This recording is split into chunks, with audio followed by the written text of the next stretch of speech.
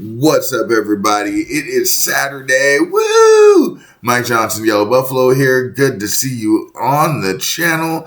I am excited today. I've got a performance, Richard and I with Mike Squared. We're going to be doing a few songs, and I'm also going to debut the Gnosis Project.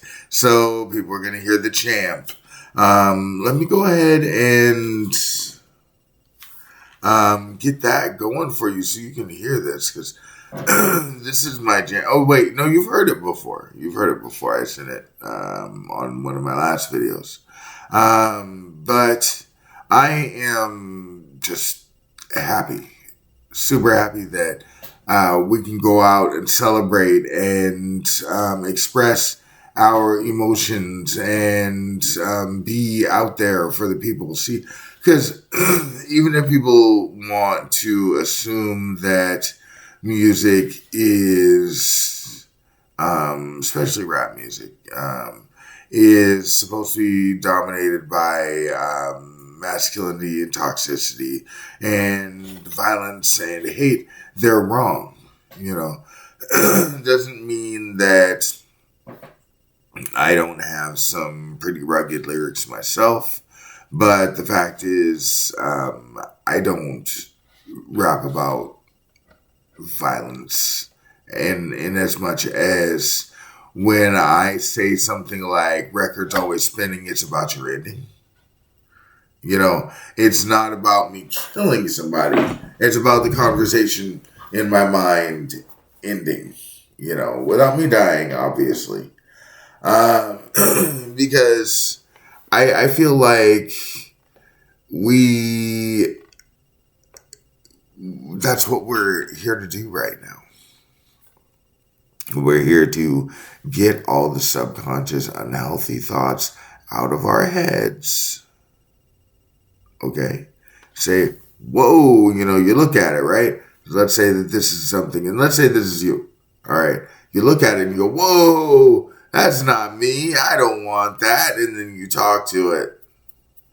And then it just keeps going up and up and up and up and up.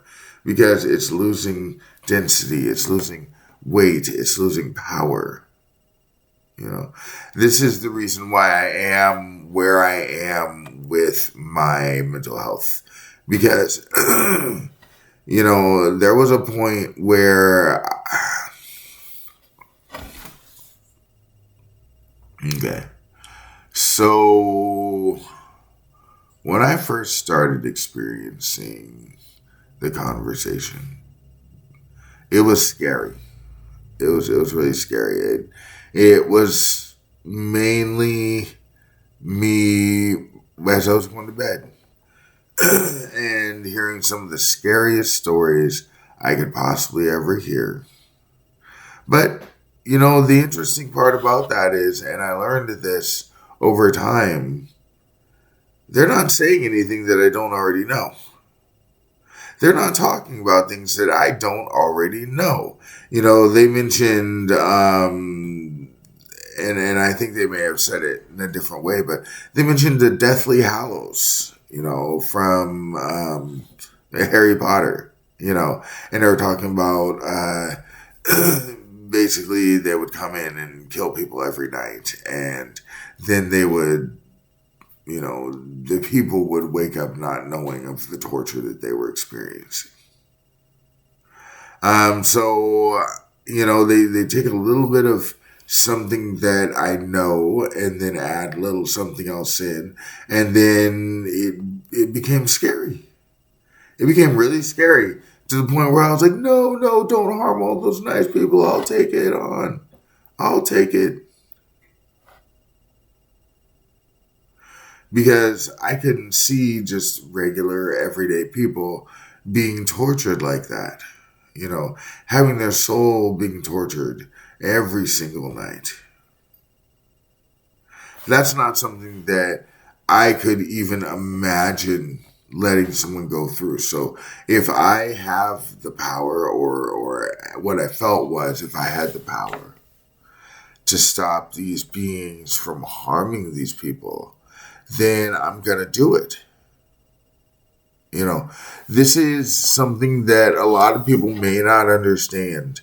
You know, it's this idea of how I was trained. You know, we were talking about training before, but it's this idea of, you know, being the first one to run towards danger, being the first one to ask if someone needs help, you know, being the one to pick up that heavy, you know, object and move it to wherever it needs to go without even having somebody ask me first.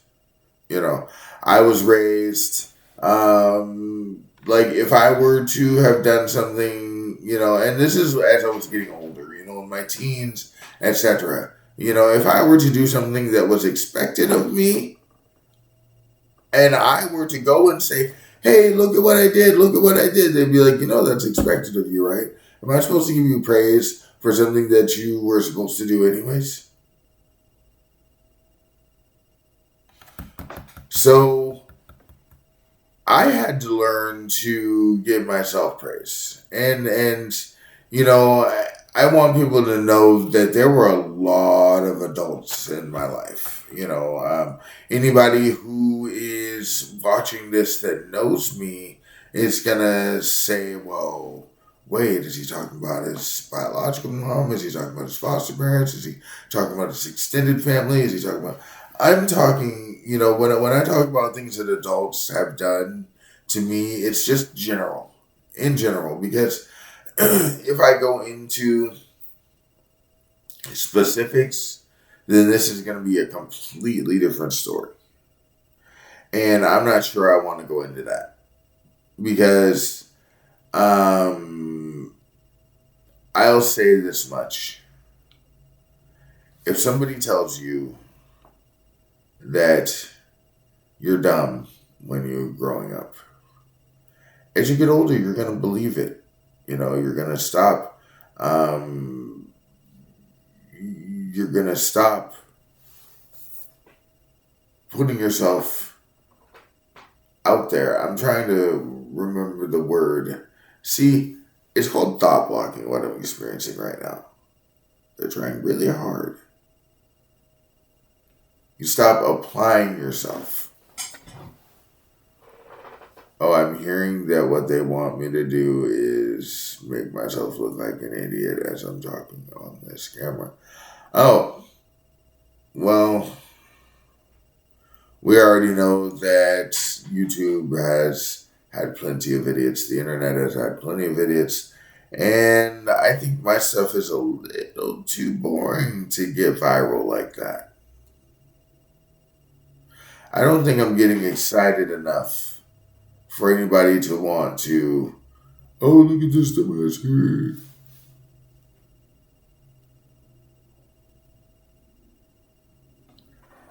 So,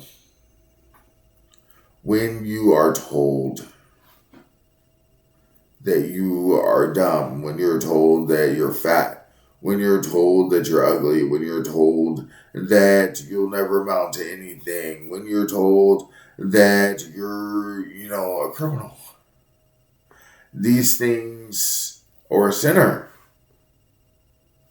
ooh, these things sit with you. This is the programming that we've been given our entire lives.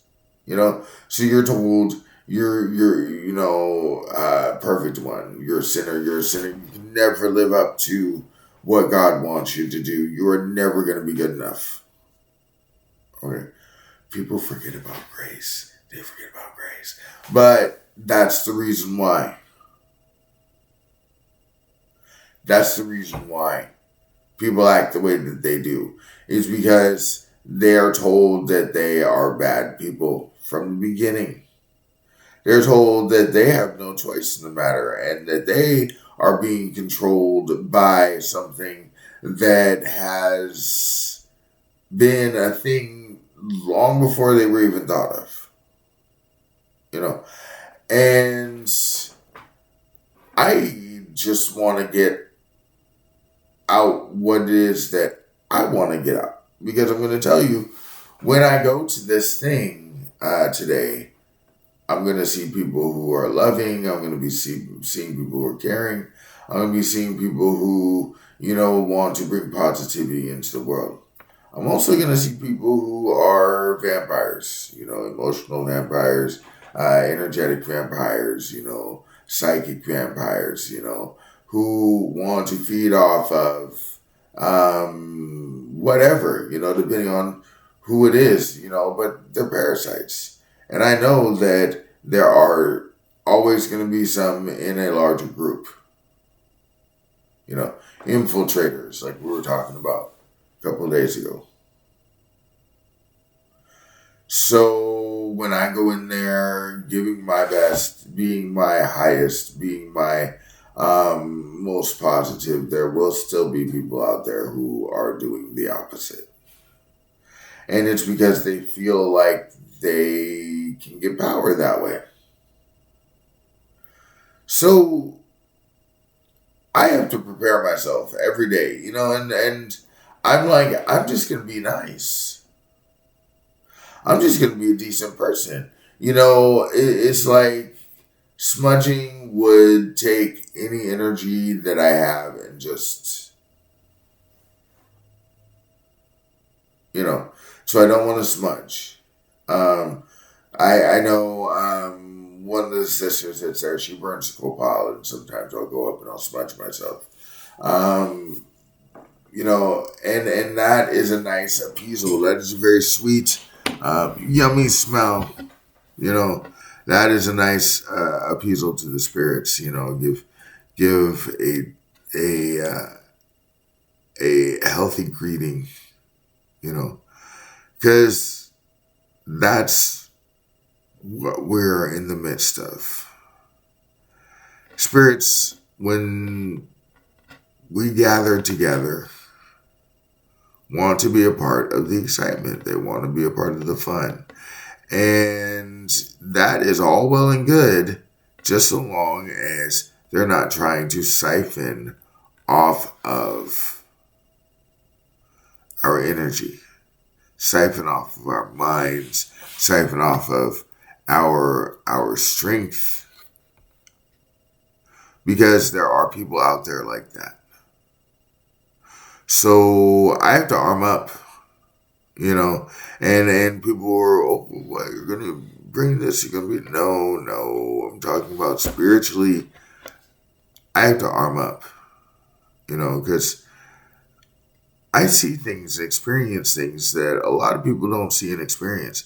And when I go out in public, oh my God, especially if I haven't eaten, it's like, you can tell, like, because my energy is heightened and I'm hyper aware and I know what's going on because I haven't eaten. So, I need to get something in my mouth, like a slice of bread, with some butter on it. So I'm not going in there empty. I mean, I am going to get food once I'm there. I was hoping there would be fair food, but it's regular hot dogs, and I think they might be doing, hamburgers and hot dogs, and I think they might be doing fries or chips or something like that, which is really freaking cool. I'm glad that they have that there. I am surprised, just to get off of the spiritual talk for a minute. I'm surprised that people have gotten this big, because Portland is a music city. We have concerts every single day. It's just, I've never really known it as a place where people get big, It's not, LA or New York or, Kansas City now, Atlanta, but that's what I want to do. I want to be able to put Oregon musically on the map. And people, we already did that. And it's like, but did we? People don't really know where Oregon is. People in the United States don't even know where Oregon is. And I guess that's a good thing. People are moving here in droves. Last I checked, there was 100 people a day moving here. So when I say people don't know where Oregon is, what I'm meaning is, if you know where Los Angeles is and you know where Seattle is, then you might wonder what's in between. There's a lot in between Los Angeles and Seattle. And Portland is one of the stops on the way. So I didn't really want Portland to become a mega city. I didn't want it to be huge. I didn't want a bunch of traffic, but I did want Oregon to get a reputation, like a positive reputation. Because I remember when I was a kid, one of these ladies, she was probably middle-aged, but this was the 80s, so I was a kid. She seemed older to me, but she said, "Hey, where y'all from?" I said, "Oh, I'm from Oregon." And she was like, "Hey, y'all still fighting Indians over there?" I didn't know how to answer that question. I was like, what? But see, she was old enough to know that there was those battles going on in the early 1900s, on the West Coast. So this is, the frontier. I know they talk about Alaska being the frontier and everything. It was Oregon that everybody was clamoring to get to. That's the reason why you have the game called the Oregon Trail. It was a big thing. And then we became kind of a quiet little sleepy state that nobody knows about. And now that we're getting more people here, I kind of regret wishing that we had gotten so many people. Because, there is a huge homelessness problem here. There's a lot less homeless people out on the street because we've got a lot of services here. But the services are being stretched very thin. And, a few days ago, or maybe this was last weekend because I was with Richard. We were driving to inner Southeast Portland on the highway and saw this car. There was like this grass median, a grass island that was in between the on-ramp and the highway. And this guy was straight up on this island in between the on-ramp and the highway. And the first thing I thought was, man, that just got to be so terrible for his lungs. I was a smoker for 24 years. So, I'm not being judgmental. I'm being I actually care about the person. And then, what came out of my mouth was, I don't understand why somebody would put their tent there. Are they trying to be visible? Are they trying to be seen? Is it like there is a homelessness problem? Believe it. Because if that's the case, I understand. But that doesn't mean that I would want somebody to be around all those fumes. That's unhealthy. That's unsafe. And I feel, bad for the person. But I'm also not going to have my bro pull over and be like, hey, let's pick this person up and, bring him, give him a place to stay. Why? Because luckily, Portland has a lot of resources. And once things settle down, we'll be able to house everybody else who's already been here. I wasn't expecting to get on the homelessness issue, but I'm kind of glad that I am. Because when Oregon decriminalized drugs, people were flooding in here anyways, but a lot of homeless people started flooding in. Why? Because then they could be here. I mean, you can set your tent up, and people care, obviously, but you're not going to get thrown in jail for camping. So, we were able to get most of the people housed. There are a lot of old motel buildings that are being used as shelters right now, so people can get their own home temporarily, for a few weeks. And don't try coming here now because it's already full up. It's already full up. But the fact is, we did that for people.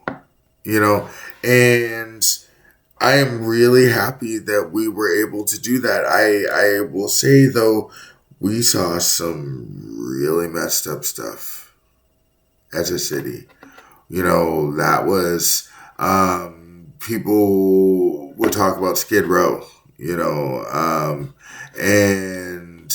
I didn't know what it was until I got a little older, and I was like, oh, okay. It's this place in LA where, all the homeless people are. It's really rough, area. But Portland, Skid Row was everywhere. It was starting to look like, oh my God, it was starting to look like Detroit in 2013. Okay, I was there. I saw that in person. I'm sorry. It was my reaction because it was just, you don't know how to react to that abject poverty. You don't know how to react to that, especially when you're just driving by.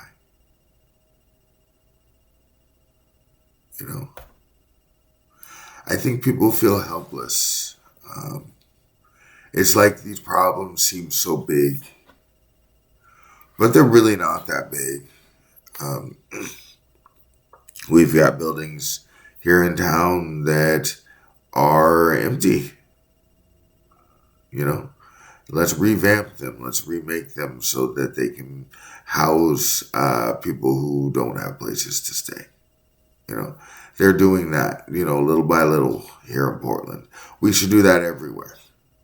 We should do that everywhere because, a lot of the people that are houseless now have mental health issues.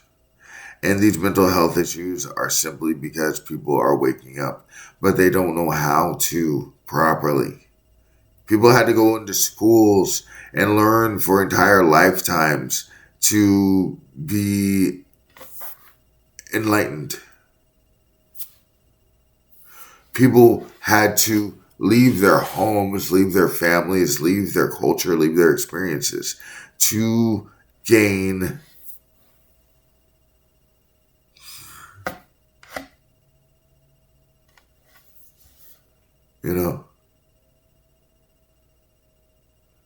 they gained and they achieved that ascension. They gained and they achieved that heightened awareness, that consciousness, that level of oneness with creation because they took the time.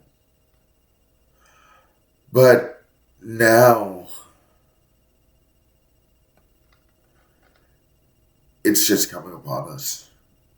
It's not something that you go to try and attain. It's everybody's doing this now.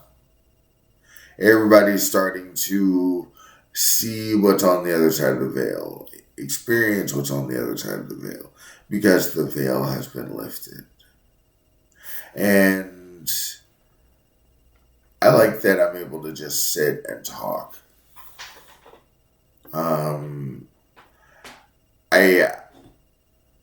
I was talking about homeless people. I was talking about how they're being awake. They're being awakened.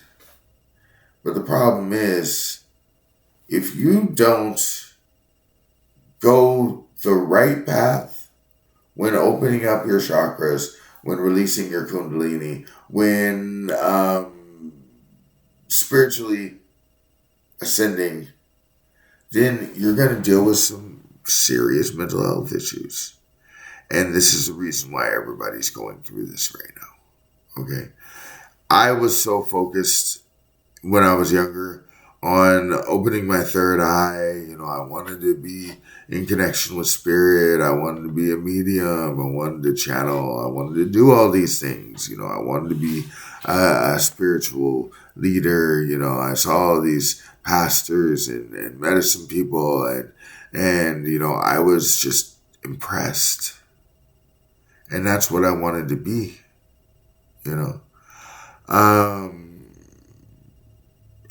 I would be remiss if I didn't say it's overrated, And no, I did not just call myself a medicine man. I called myself spiritually adept. Something that I always was, something that I wanted to be, but I didn't know how to harness it until more recently. And it's still a struggle. It's still a struggle. But that's because I never got a name. A lot of people, when they go through their spiritual awakening, they will have a spirit say, oh, I am this person, or, oh, we are these people. I didn't get that. I mean, I did, but I don't think that's the truth,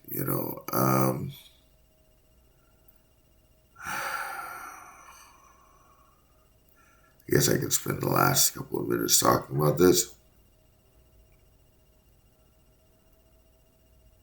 I woke up because I was woken up. I was given, I was sat down. A dear friend of mine said, hey, I'm going to sit you down. We're going to watch this movie. And it was Zeitgeist. If you haven't seen Zeitgeist, Zeitgeist Addendum, Zeitgeist Moving Forward, check it out. This will blow your mind. And listen, religious people, just know that Zeitgeist isn't asking to get rid of all religion. It's asking us to see what religion has done to the world. So Zeitgeist, Zeitgeist, the movie. If you want to watch all three, I would do that. I would do that, especially for people who are into this capitalist system, into this corporatist system, into this consumerist system. Watch Zeitgeist Addendum. But watch them all. Watch them all. I usually tell people just to watch Zeitgeist Moving Forward because I feel it gives not only all the information that we need, but it gives a possible answer to our problems. The physical, real world answer here, now, and today, instead of worrying about, some, eternal being coming and saving us. We have the option of saving ourselves. I always have this in the back of my mind.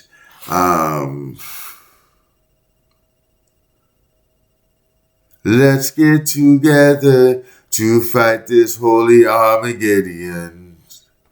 And when the man comes, there will be no doom. So, what that means is we don't have to follow those apocalypses. We don't have to follow those people's visions.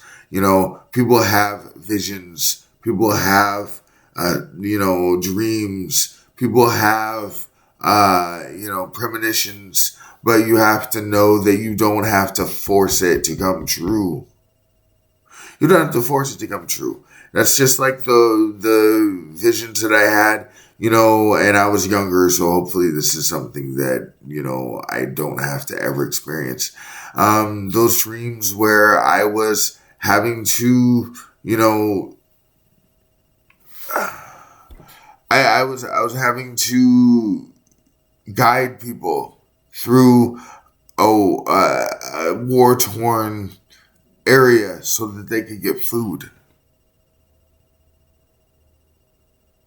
You know, I hope that never happens. I hope I never have to do that, because that means that we would have to experience a physical war on this land.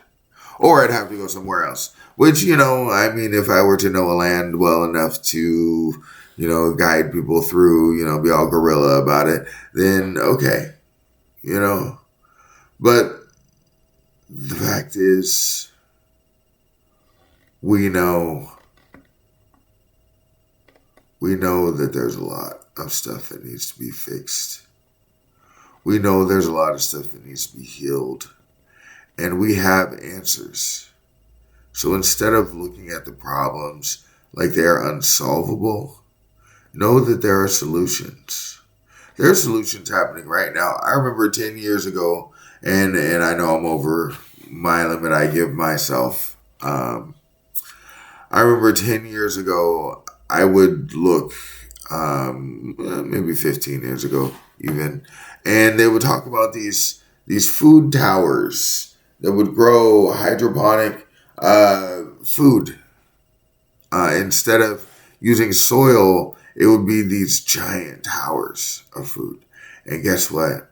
Now they're here. Now they're real. And they've got trucks filled with towers of food that they send places.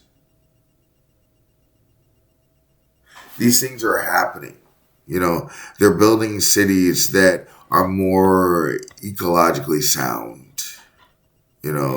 We're doing these things. If you don't have the time to watch a whole 3-hour movie or 9 hours worth of movie, watch Paradise or Oblivion.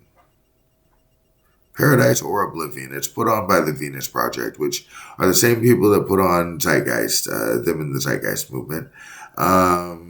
And yeah, there was some disagreements there, and the Zeitgeist movement and the Venus Project split up, but that's not what's important.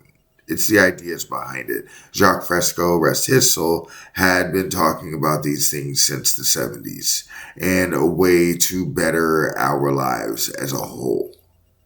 And, I see all these people, all these teachers that have come up throughout the years, and I'm just amazed at what great ideas have been brought out. I've got some ideas, and I'll share them. Not gonna do it yet. This is only my 7th or 8th full-length video. But anyways, go out and love somebody today. Know that there are those out there that are hurting, and they feel like they need to hurt others to feel better, but that's not the way that we live. Love you guys. Peace.